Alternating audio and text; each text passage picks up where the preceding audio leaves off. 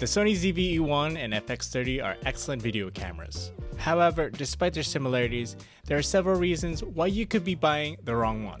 I'll be comparing these two cameras to discover which one of them is best for you and your next shoot. So by the end of this video, you'll have more confidence in your next investment. You see, I bought the Sony FX30 for a little more than 6 months ago, and I've owned the Sony ZV-E1 for almost 2 months since their respective release dates. As a hybrid shooter, I've taken plenty of photos and videos out of both these cameras, covering personal shoots, portraits, products, church activities, and of course, YouTube videos. When it comes to image quality, the two are both excellent. The Sony ZV-E1 with its full frame sensor, a sensor that is the same as the most awaited A7S III and the big brother FX3. Then we have the Sony FX30 with a 26 megapixel downsampled 4K sensor. Both these sensors produce a similar image in 4K, but when it comes to 1080, that's a different story. Similar to the other A6000 series cameras, the FX30 is sharpest in 4K, but as soon as you start using 1080, it becomes softer. The 1080 out of the Sony ZV-E1 will be sharper than the FX30 at 1080. So if you want to shoot 1080 without compromising on image quality,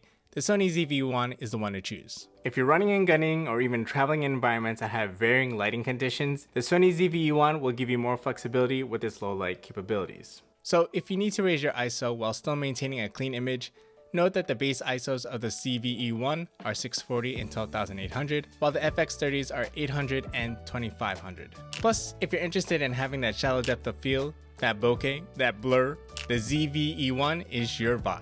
When it comes to handheld footage though, this is where the Sony ZV-E1 also has an edge with its dynamic active stabilization. It just has a 30% crop on top of the 1.2 times crop that you get while using active stabilization. It may not be able to completely replace a gimbal, Steadicam, or even tripod, but it sure is attractive for the average content creator who wants a lighter overall package, yet is still being able to take high quality images with just this. Also note that when using dynamic stabilization, that the overall frame is steady. Your medium to telephoto shots though is when it really gets a smudging effect.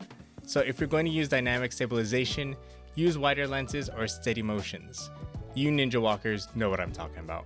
For a cinema camera, the FX30 still rocks with the active stabilization that is present on the other premium Sony Alpha cameras, but if you build it out into a cinema rig, you'll get a nice counterweight for handheld footage. Now, this is not a stabilization feature, but it's worth mentioning that unlike the Sony FX30, the ZV-E1 has AI that can track you in a frame. I found it impressive when tracking me for tennis, but for regular YouTube videos, that smudging effect really irks me. So I hardly use it now. The only AI that I use in the camera is the autofocus tracking that is already built in with photography and video for various subjects, and for maintaining autofocus tracking when using clear image zoom, because you don't have this kind of experience with other cameras like the FX30. When it comes to photography, both these cameras are excellent, even when you compare the Sony FX30's 26 megapixels to the ZV-E1's 12 megapixels. Of course, you'll have more resolution to crop in your photos with the FX30, but if you need burst mode shooting, the Sony ZV-E1 is more your choice. The FX30 doesn't have burst shooting. When looking outside these cameras, can you feel the difference? The Sony ZV-E1's 483 grams to the Sony FX30's 646 grams is quite noticeable over a couple of hours of carrying. When it comes to travel, the Sony ZV-E1 is an easier recommend.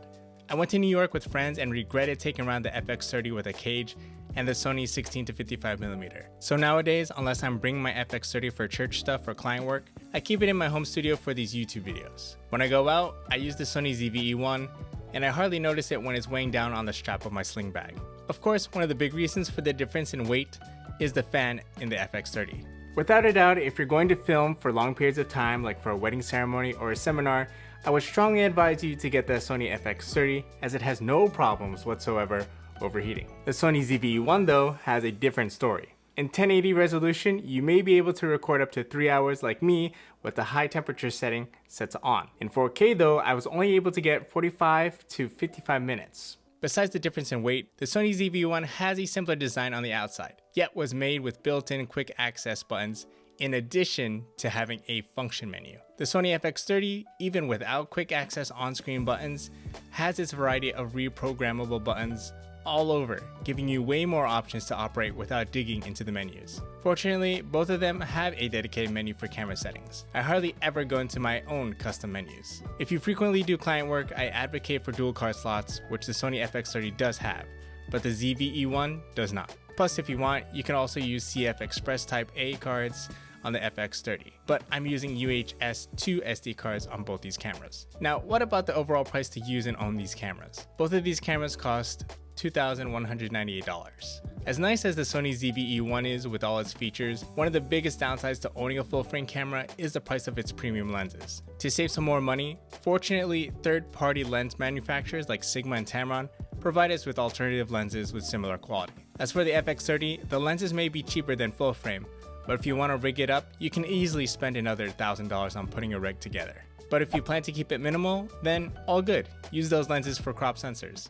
Both of these cameras are great for the everyday content creator, but for a more reliable camera for client work, the Sony FX30 is the way to go, with its dual card slots, fans that prevent overheating, and on top of its all video-centric features and ergonomics. For the content creator who wants a high quality image but a lighter carry, especially for traveling, the Sony ZV-E1 is the way to go, as it is designed for vlogging. Yet it has the capabilities of giving you that pro image, at least when you're ready to unlock them. If you want to learn more about both these cameras, click the playlist that I have over here.